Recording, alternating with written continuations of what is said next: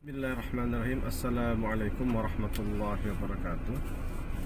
Alhamdulillahirabbil alamin wassalatu wassalamu ala asyrafil anbiya'i wal mursalin sayyidina wa maulana Muhammadin wa ala alihi wa sahbihi ajmain, amma ba'du. Jemaah sekalian yang saya hormati, ketika kita membuka himpunan putusan tarsih bab iman, kita akan menemukan kalimat wa innan nadhar fil kauni lima'rifatillahi wajibun syar'an. Sebelumnya pernah kami sampaikan terkait dengan nazar, makna nazar termasuk penghalang-penghalang seseorang untuk bisa melakukan nazar. Kami juga telah menerangkan sedikit tentang lima arifatillahi, untuk mengetahui Allah. Terkait lima arifatillahi ini juga Ibnu Rushd, salah seorang filosof dari Cordova, menerangkan di dalam kitabnya Faslul Maqal fi ma bainal hikmah wasyari' wal ittisal. Beliau mengatakan di bab ala qatul hikmat bisyariah, hubungan antara hikmah dengan syariah. Istilah hikmah ini biasa digunakan atau dipakai oleh para filsuf, karena filsafat sendiri arti aslinya adalah pecinta hikmah. Sehingga para filsuf muslim terkadang menggunakan kata filosof, filsafat, falsafah, tapi yang sering digunakan adalah ungkapan hikmah, karena hikmah ini lebih sesuai dengan konstruksi di dalam bahasa Arab. Beliau mengatakan wa idza kanat hadhihi syariah haqqan, jika memang hukum syariat itu benar, yaitu maksudnya adalah Al-Qur'an dan Sunnah ini benar, wa da'iyatan ilan nazar al-mu'addiya ila ma'rifatil haq, dan bahwasanya syariat ini menganjurkan kita untuk melakukan nazar yang pada tujuan akhirnya untuk ma'rifatul haq, untuk mengetahui Allah Subhanahu wa taala.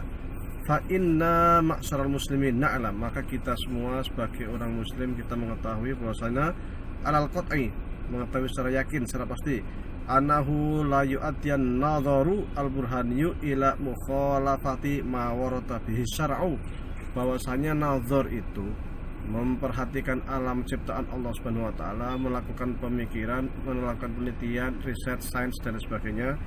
Sains tidak ada satupun yang itu bertentangan dengan hukum syariat.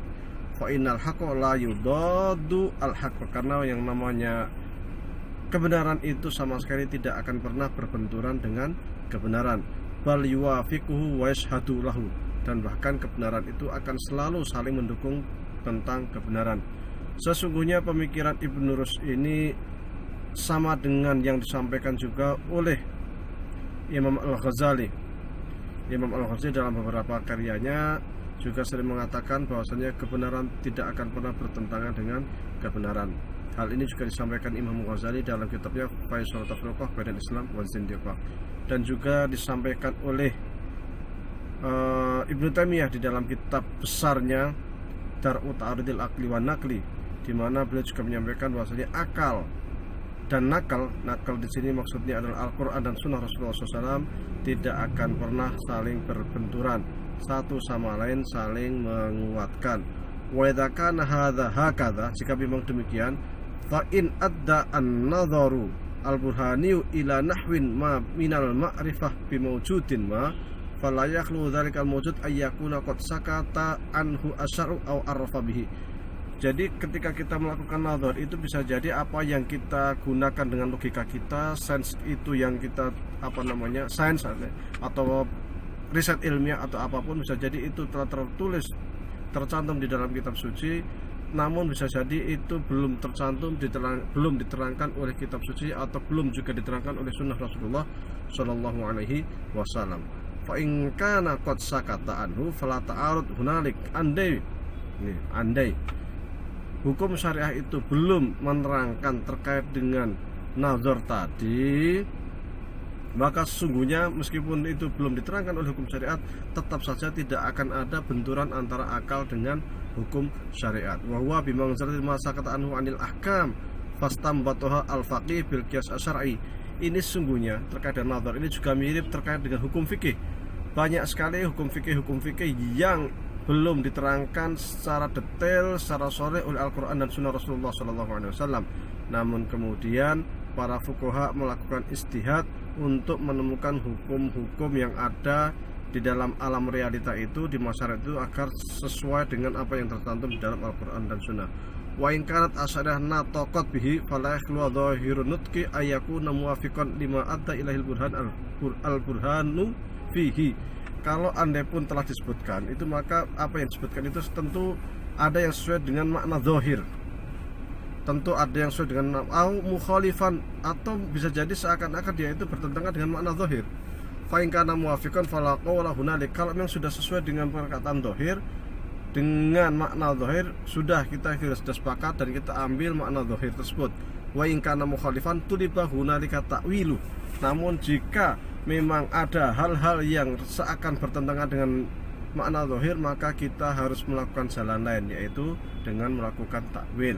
Takwil ini sesungguhnya diakui oleh seluruh ulama usul dan juga oleh seluruh ulama kalam, karena memang takwil itu memalingkan makna asli ke dalam makna majazi atau ke dalam makna kias, dan ini menjadi sebuah keharusan ketika kita belajar bahasa Arab. Ada hal-hal yang di sana memang membutuhkan takwil, karena ketika kita tidak melakukan takwil justru akan mengaburkan hukum syariat itu sendiri. Contoh sederhana di dalam fikih adalah tentang arti sholat. Sholat itu sesungguhnya arti aslinya adalah doa.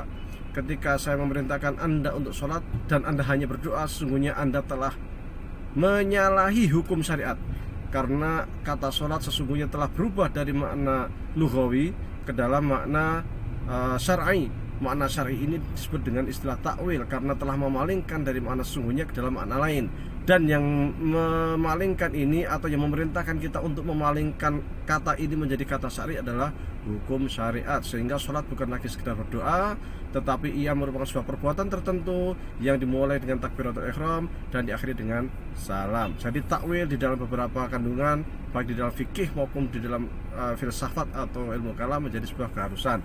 Dan ini pula yang dilakukan oleh para ulama kalam, termasuk di antara ahlul haq was sunnah, ahlus sunnah wal jamaah, ketika mentakwil beberapa ayat Al-Quran seperti yatullah fawqa aydihim, diartikan dengan kuasa Allah di atas kuasa mereka. Wallahu a'lam wa billahi taufiq wal hidayah. Assalamualaikum warahmatullahi wabarakatuh.